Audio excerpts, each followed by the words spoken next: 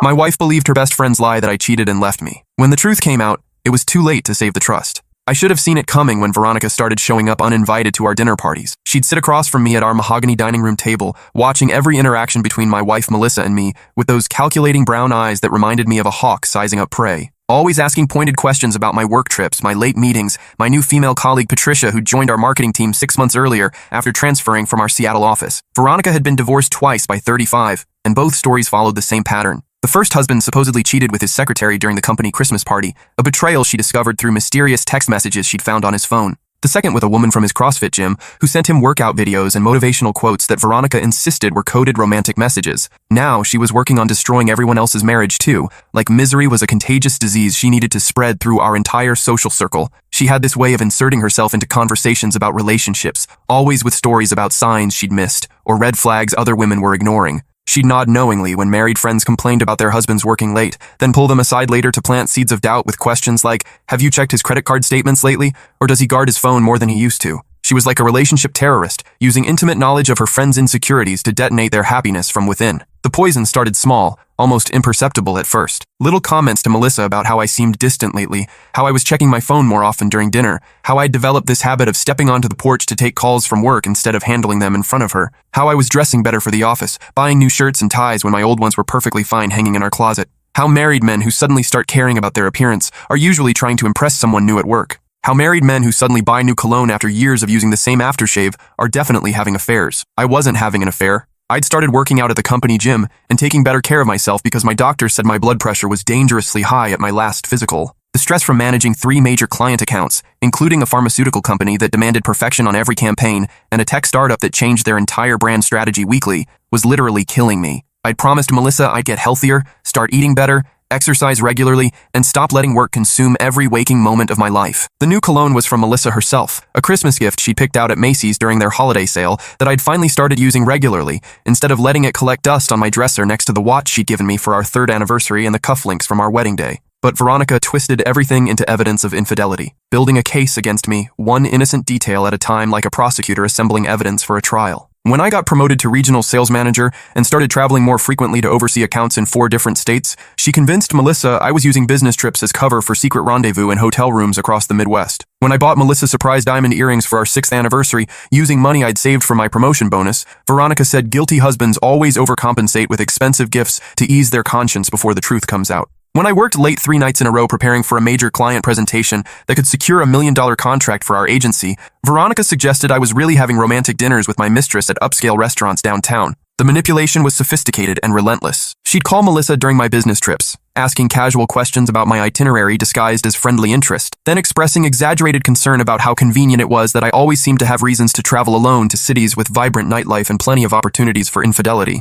She'd drive past our house when I worked late, then text Melissa screenshots of our empty driveway at 9 or 10 at night with messages like, just wanted to make sure you were okay tonight since he's working so late again. Hope everything is alright between you two. The psychological warfare was subtle but devastating. Veronica would show up at our house on Saturday mornings with coffee and pastries from the expensive bakery downtown, ostensibly to spend time with Melissa, but really to interrogate her about the intimate details of our relationship. She'd ask probing questions disguised as friendly concern, each one designed to plant doubt about my faithfulness and commitment. How has your intimacy been lately? She'd ask while sipping her latte. Does he seem preoccupied during conversations? Have you noticed any changes in his routine that might seem suspicious? Is he more protective of his phone than he used to be? When Melissa mentioned that I'd started going to the gym before work instead of after dinner, Veronica suggested that morning workouts were suspicious because they provided perfect cover for meeting someone before the office opened, when hotel lobbies and coffee shops were empty and discreet. When Melissa said I'd been more attentive lately, bringing home flowers on random weekdays and suggesting spontaneous date nights to new restaurants, Veronica warned that sudden romantic gestures often indicate guilt about ongoing infidelity.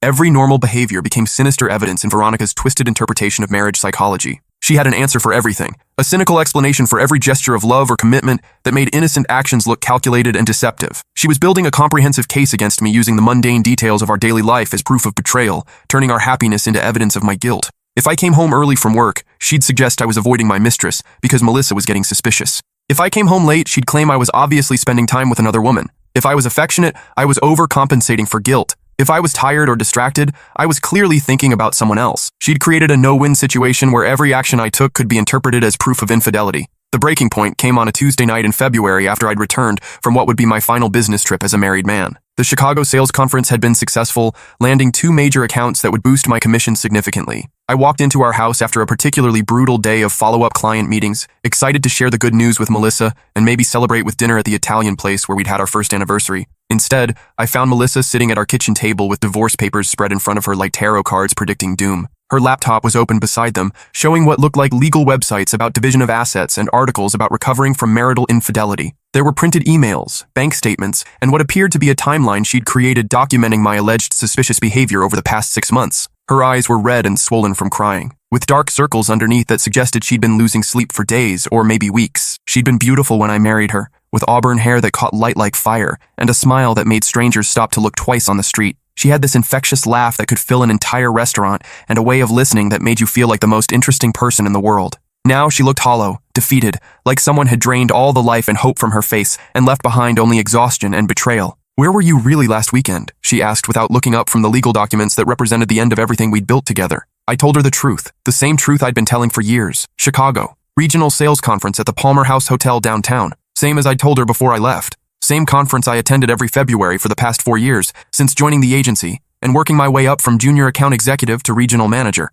"Veronica says you were seen at the Marriott downtown, with a woman." The accusation hit me like a physical blow to the stomach, knocking the breath out of my lungs. My blood ran cold as the implications sank in. I pulled out my phone with shaking hands, showed her my flight confirmations from American Airlines, hotel receipts from the Palmer House with my name and dates clearly printed, conference schedule with my name listed as a panelist for 2 different presentations, even photos I'd taken of the Chicago skyline from my hotel room window on the 16th floor. Everything proved I was 800 miles away from any local Marriott on the dates in question. Melissa barely glanced at the evidence spread across my phone screen, dismissing months of documentation with a wave of her hand. "She could have fabricated all of this," she said quietly, her voice barely above a whisper. "People do elaborate things when they're desperate to cover their tracks. I've been reading about it online. Cheaters create entire fake paper trails to throw their spouses off the trail. That's when I realized the depth of Veronica's success. She hadn't just convinced Melissa that I was cheating, she'd convinced her that I was a master manipulator capable of fabricating elaborate evidence to cover my tracks. 6 years of marriage, countless shared memories, inside jokes that made us laugh until our stomachs hurt,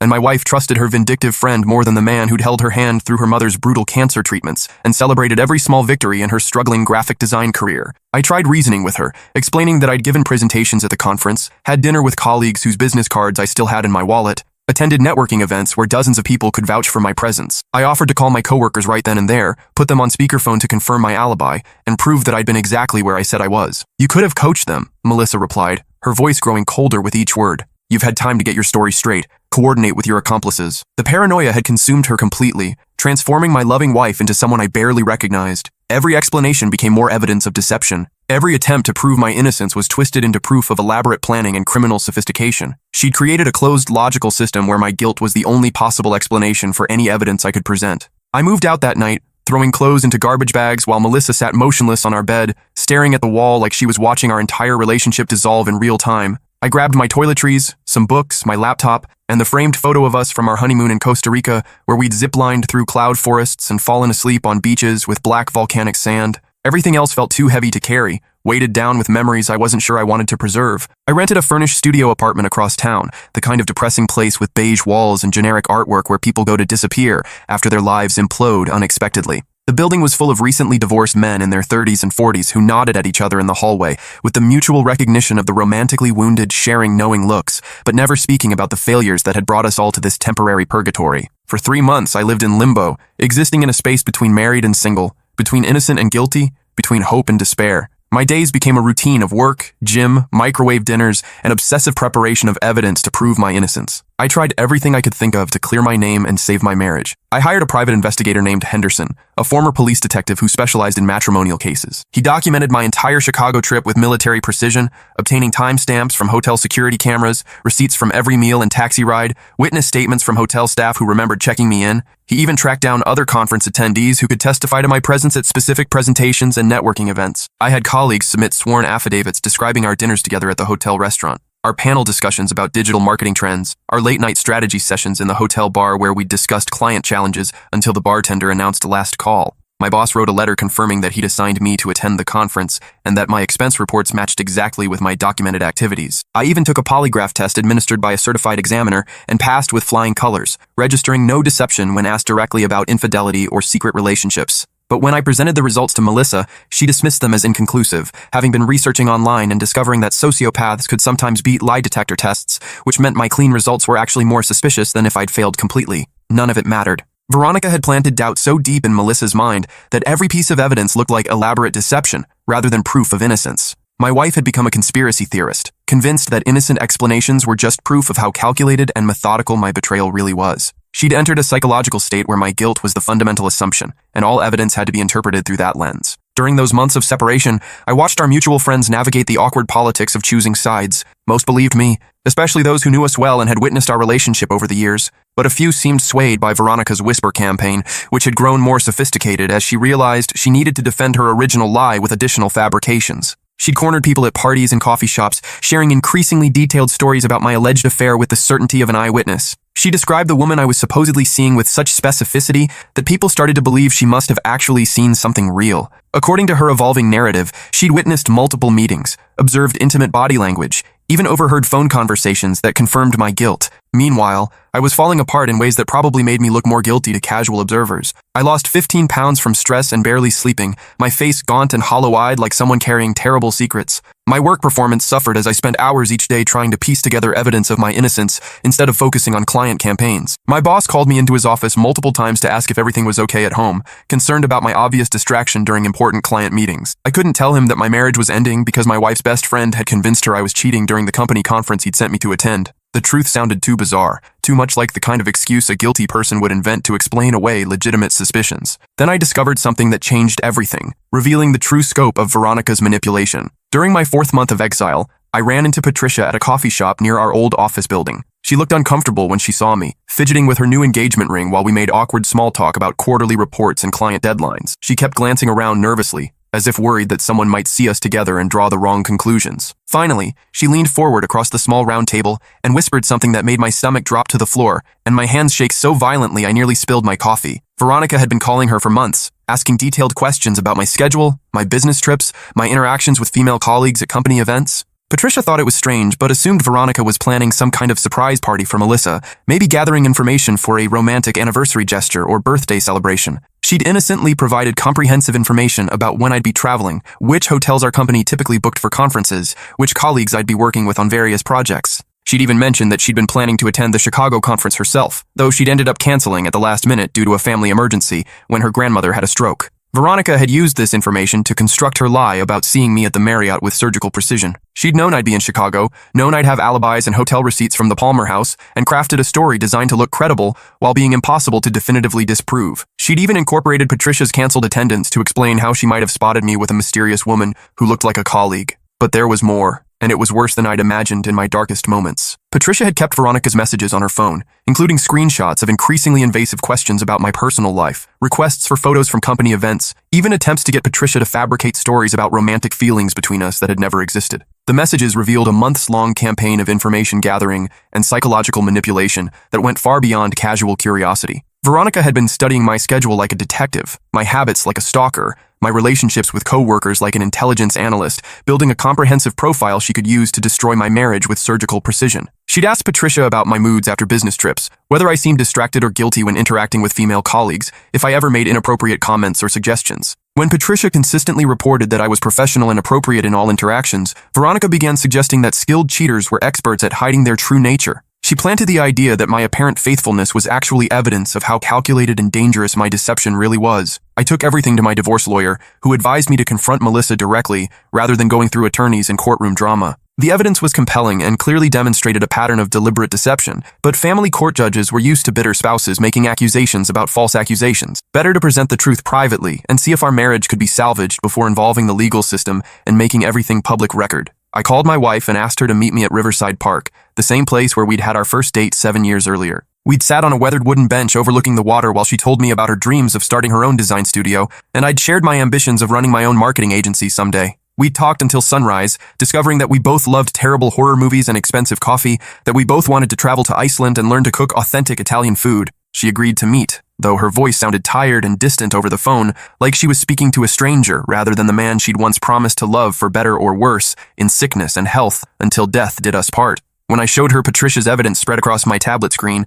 something shifted in Melissa's expression for the first time in months. The hardness in her eyes softened slightly, replaced by confusion and the first hint of doubt about the story she'd been fed like poison for so long. For the first time since this nightmare began, she was questioning Veronica's version of events instead of automatically questioning mine. We called Veronica together, putting her on speakerphone while I recorded the conversation on my smartphone. I started asking casual questions about her claims, letting her elaborate on details that hadn't been part of her original story. She became increasingly confident as she talked, adding flourishes and specifics that made the lie more dramatic and convincing with each retelling. She described the hotel lobby where she'd supposedly seen me, the restaurant where I'd allegedly had dinner with my mistress, even the color of the dress the other woman was wearing. Her story grew more elaborate with each detail, revealing the psychology of a compulsive liar who couldn't resist making fiction more compelling than truth. When I asked her to describe the woman she'd supposedly seen me with, she hesitated for just a moment before providing a description that matched Patricia exactly down to her blonde hair, her silver bracelet that caught light when she gestured, even the way she held her coffee cup with both hands when she was concentrating.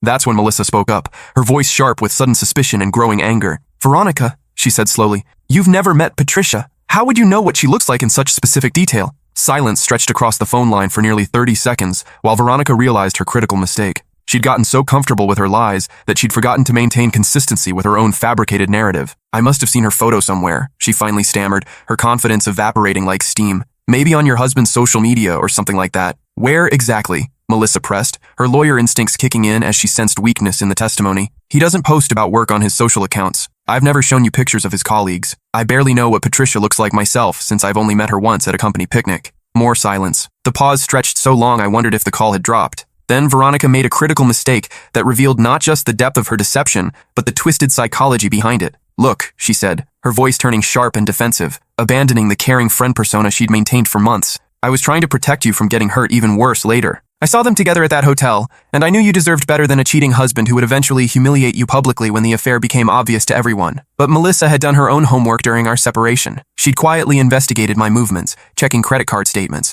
calling hotels to verify my stays, even driving past my depressing apartment at random hours to see if I was really living alone like I claimed. She'd never found any evidence of another woman because there wasn't any evidence to find, no matter how desperately she'd searched for proof of my guilt. I wasn't cheating," Melissa said into the phone, her voice growing stronger and more certain with each word. "Was I, Veronica?" The question hung in the air like a challenge, like a courtroom cross-examination where the witness has been caught in a fundamental contradiction. Veronica could have doubled down on her lie, could have maintained the fiction that had already successfully destroyed our marriage. Instead, her carefully constructed facade cracked completely, revealing the bitter truth underneath. "You're too trusting," she snapped, abandoning all pretense of friendship and concern. "All men cheat eventually. Every single one of them. It's just biology and opportunity and the way they're wired. I was saving you from finding out the hard way like I did. Twice." The venom in her voice was shocking, revealing depths of bitterness and cynicism I'd never suspected. This wasn't about protecting Melissa from infidelity or looking out for her best interests. This was about validating Veronica's poisonous worldview that all marriages were doomed to fail through inevitable masculine betrayal. That's when we understood the true scope of her psychological manipulation. Veronica hadn't caught me cheating because I wasn't cheating. She'd made up the entire elaborate story because she genuinely believed all men were unfaithful and all marriages were temporary arrangements waiting to collapse under the weight of male weakness and selfishness. In her twisted logic, she was being a good friend by forcing the inevitable betrayal into the open before Melissa could be blindsided, like she claimed to have been in her own failed relationships. She'd appointed herself as the messenger of romantic doom, determined to prove that love was an illusion and commitment was a lie that all women would eventually discover. Her mission was to save her friends from the pain of delayed disappointment by creating immediate pain through manufactured betrayal. Melissa hung up the phone and turned to me with tears streaming down her face, her hands shaking as the full weight of what she'd done hit her like a physical blow. The woman I'd married, the woman I'd loved more than anything in the world, had destroyed our marriage based on lies from someone who wanted her to be as miserable and cynical as she was. "I destroyed our marriage over nothing," she whispered, her voice breaking with grief and horror. "I threw away 6 years of love and trust because I believed a lie from someone who wanted me to be as miserable as she was." We sat on that park bench for 3 hours as the sun set over the water, talking through 6 years of relationship history while joggers passed us and children played on nearby swings. Melissa apologized repeatedly, her voice breaking as she recounted how she'd convinced herself that every loving gesture was manipulation, every business trip was a rendezvous, every late night at the office was time spent with another woman. She told me about the sleepless nights she'd spent Googling signs of infidelity, reading forum posts from betrayed spouses, convincing herself that her marriage was doomed while I slept peacefully beside her. She'd been preparing for my betrayal for months, stockpiling evidence of my guilt while systematically ignoring evidence of my innocence and devotion. The paranoia had consumed her gradually, like a slow-acting poison that changed her perception of reality, one doubt at a time. She'd started monitoring my behavior obsessively, analyzing my facial expressions for signs of deception, interpreting my affection as guilt and my natural ups and downs as evidence of a secret emotional life she wasn't part of. I wanted to forgive her immediately. Part of me was so relieved to be vindicated that I would have moved back home that same evening and pretended none of this nightmare had ever happened. But another part of me, the part that had spent months being treated like a criminal by the person who was supposed to love me unconditionally, couldn't just forget the damage that had been done to both of us. The man who'd been falsely accused of betraying his wife couldn't shake the memory of packing clothes into garbage bags while his marriage disintegrated around him.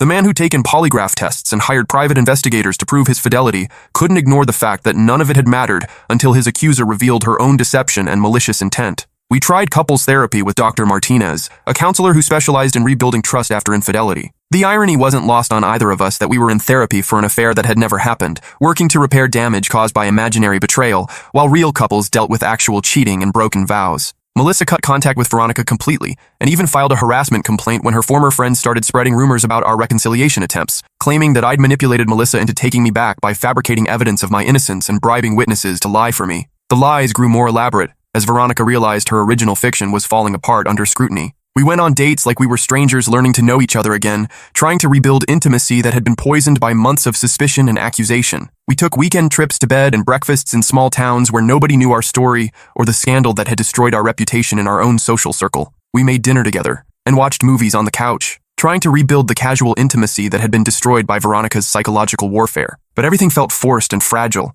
like we were actors playing the roles of a happy couple without feeling the emotions that made the performance convincing or sustainable. The problem wasn't forgiveness. I could forgive Melissa for being manipulated by a skilled liar who'd exploited her deepest insecurities and family trauma. I understood that her willingness to believe the worst about me wasn't really about me at all, but about her father who'd emotionally abandoned her mother through years of workaholism and emotional unavailability, creating a template in her mind that expected masculine betrayal as inevitable. The problem was trust, and trust operates differently than forgiveness. It's more fragile and harder to rebuild once it's been shattered by betrayal, even betrayal based on lies rather than reality. How could I ever feel secure in our marriage again, knowing that a convincing enough story from the right person could turn my wife against me so completely? How could I travel for business without wondering if someone was filling her head with doubt about my faithfulness? How could I work late or attend company events without worrying that innocent interactions would be twisted into evidence of betrayal by the next manipulative person who wanted to destroy our happiness? And Melissa struggled with her own version of the same crisis. She'd realized that her willingness to believe Veronica's story revealed something troubling about her fundamental view of our relationship and of men in general. Deep down, she'd been waiting for me to disappoint her, just like her father had disappointed her mother through years of emotional neglect and broken promises about spending more time with his family. She'd married me while expecting me to eventually betray her, which meant she'd never really trusted me completely even during our happiest moments together. The foundation of our marriage had been built on sand, and Veronica's lie had simply revealed the instability that had always existed beneath the surface of our love. 6 months after the truth came out, we made the painful decision to finalize our divorce. The papers we signed were different from the ones Melissa had prepared during her anger and sense of betrayal. These were sad, rather than vindictive, acknowledging that two people who'd once loved each other deeply had discovered they weren't compatible for a lifetime of partnership. It wasn't bitter or angry, like the divorces we'd witnessed among friends who discovered actual infidelity and deception. We'd both learned that love alone isn't enough to sustain a marriage when trust has been shattered so completely. We could forgive each other for the mistakes that had led us to this point, but we couldn't forget what we'd learned about ourselves and each other during those devastating months of separation. We couldn't pretend that our marriage could survive the knowledge that we'd been so willing to believe the worst about each other when tested by a skilled manipulator who preyed on our individual psychological vulnerabilities. I heard through mutual friends that Veronica moved to Phoenix after several other friendships in our social circle imploded in similar ways. Apparently, trying to destroy marriages was her full-time hobby, and word had gotten around about her pattern of manipulation and deliberate sabotage. She'd isolated herself so completely that nobody trusted her with information about their relationships anymore, cutting off her supply of ammunition for future attacks. Our friends were divided about whether to maintain contact with her. Some felt she was mentally ill and needed professional help, rather than social exile. Others believed she was simply malicious and deserved to face consequences for the marriages she'd destroyed through calculated lies. I fell somewhere in between, understanding that hurt people often hurt others while still holding her accountable for the deliberate campaign she'd waged against my marriage and potentially others. The psychological profile that emerged was troubling. Veronica seemed incapable of tolerating other people's happiness, especially romantic happiness that reminded her of her own failures. She'd developed a systematic approach to destroying relationships, using intimate knowledge of her friends' insecurities to plant doubt and suspicion until love transformed into paranoia. Melissa started dating someone new about 18 months after our divorce was finalized. A divorce accountant named Trevor who understood the complexities of rebuilt trust and the challenges of second relationships after betrayal. He'd been genuinely betrayed by his ex-wife's actual affair with her personal trainer, which gave him perspective on both the pain of real infidelity and the importance of open communication in relationships scarred by past trauma. I was genuinely happy for her when they got engaged 2 years later. She deserved someone who could give her the fresh start I couldn't provide, someone whose love wasn't complicated by the memory of false accusations and broken trust. At their wedding, I watched from a respectful distance as she danced with her new husband, laughing in a way I hadn't seen since before Veronica entered our lives with her poison and lies. She looked genuinely happy, free from the anxiety and suspicion that had consumed the final months of our marriage. Trevor understood her triggers and insecurities without taking them personally, something I'd never learned to do effectively. He could reassure her fears without feeling accused, support her healing without feeling responsible for her pain. As for me, I'm more cautious now in ways that probably aren't entirely healthy for future relationships. When I started dating again, I found myself screening potential partners for signs of paranoia or susceptibility to outside manipulation. I developed an almost obsessive transparency about my schedule and whereabouts, oversharing details about my day to prevent any possibility of misunderstanding or suspicion. My current girlfriend, Rebecca, a teacher who was also divorced after her marriage ended due to her ex-husband's gambling addiction, initially found my openness endearing. But she eventually confronted me about the defensive way I lived my life, always prepared to prove my innocence, even when nobody was accusing me of anything wrong. She helped me understand that my hypervigilance was actually a form of trauma response, a way of trying to control an uncontrollable situation by providing so much information that deception would be impossible. But healthy relationships require trust, not just transparency, and my behavior was preventing the natural development of faith and confidence between us. When people ask about my divorce, I tell them my marriage was destroyed by a lie, and they usually assume I was the one who lied or cheated. The truth is more complicated and somehow more painful than simple infidelity would have been, because it challenged my fundamental understanding of how relationships work and how people can be manipulated into destroying what they love most. If Melissa had discovered that I was actually having an affair,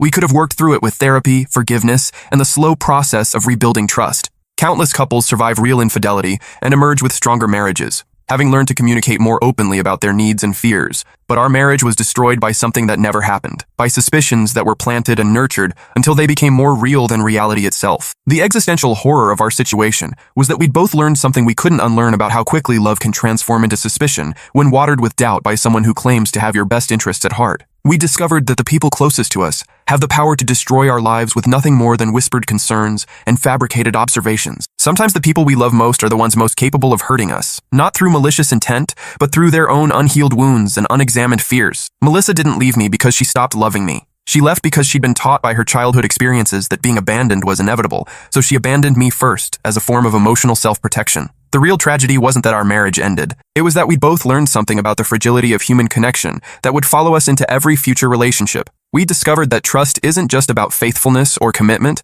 but about having the psychological strength to resist manipulation from people who benefit from our isolation and misery. Veronica didn't just lie about me cheating. She taught us that love is more vulnerable than we'd ever imagined, and some broken things stay broken no matter how desperately you want to fix them. She showed us that marriage isn't just about the two people making vows to each other, but about creating a fortress strong enough to withstand siege from everyone who wants to see it fall. The worst part is that she genuinely believed she was helping. In her damaged worldview, all marriages were ticking time bombs waiting to explode through inevitable betrayal. She thought she was saving Melissa from a more painful discovery later by forcing the issue early with manufactured evidence and psychological manipulation. But marriages aren't fragile because men are inherently unfaithful. They're fragile because trust, once broken by deliberate lies and manipulation, leaves scars that never completely heal. And sometimes the people we invite into our lives as friends are carrying so much damage from their own failed relationships that they can't bear to watch others succeed where they've failed. I think about alternate timelines sometimes, wondering what would have happened if I'd made different choices. What if I'd confronted Veronica directly when I first noticed her subtle manipulations? What if I'd insisted that Melissa limit their friendship when the poison first started spreading? What if I'd been more transparent about my schedule and activities, even though I was doing nothing wrong and had nothing to hide? But I know those thoughts are pointless exercises in self-torture. Determined manipulators find ways to work around transparency and defensive measures. Someone who wants to destroy a marriage will keep looking for ammunition until they find it or create it themselves. Veronica would have adapted her strategy to whatever precautions I might have taken. The only real protection against people like Veronica is choosing partners who are committed to trust and communication, even when it's difficult and uncomfortable. Partners who will come directly to you with concerns, instead of letting outsiders poison their perception of your relationship. Partners who understand that love requires not just feeling, but the conscious choice to believe in each other's goodness, even when doubt is being deliberately planted. My marriage to Melissa couldn't survive that test, but that doesn't mean the lesson was worthless. I learned that marriage isn't just about love or compatibility or shared dreams. It's about choosing each other repeatedly, especially when someone is trying to convince you to make a different choice. It's about building trust that can withstand assault from people who have their own reasons for wanting your happiness to fail. Rebecca and I have talked extensively about these lessons, and she understands why I'm sometimes hypervigilant about potential threats to our relationship. She's helped me distinguish between reasonable caution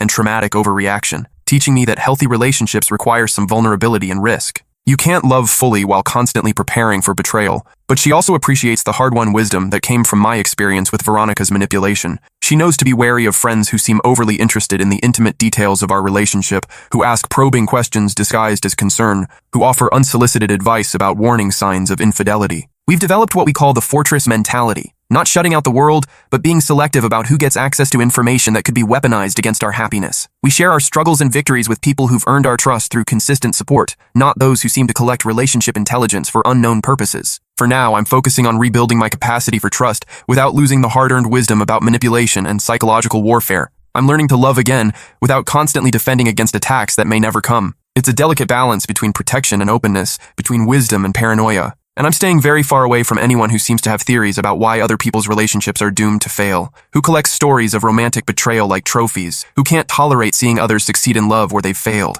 Because I learned that misery doesn't just love company. Sometimes it actively recruits new members through lies, manipulation, and the deliberate destruction of everything beautiful and trusting in this world. The saddest part is that somewhere out there, Veronica is probably working on destroying someone else's marriage, convinced that she's saving another woman from the inevitable pain of masculine betrayal. She'll never understand that the only betrayal was her own, the betrayal of friendship, trust, and the basic human obligation not to destroy what others have built through love and commitment. But that's her burden to carry, not mine. I've learned to focus on building rather than destroying, on creating trust rather than manufacturing doubt, on protecting love rather than poisoning it. And maybe that's the real victory in this story. Not that I proved my innocence, but that I refused to let someone else's damage become my own.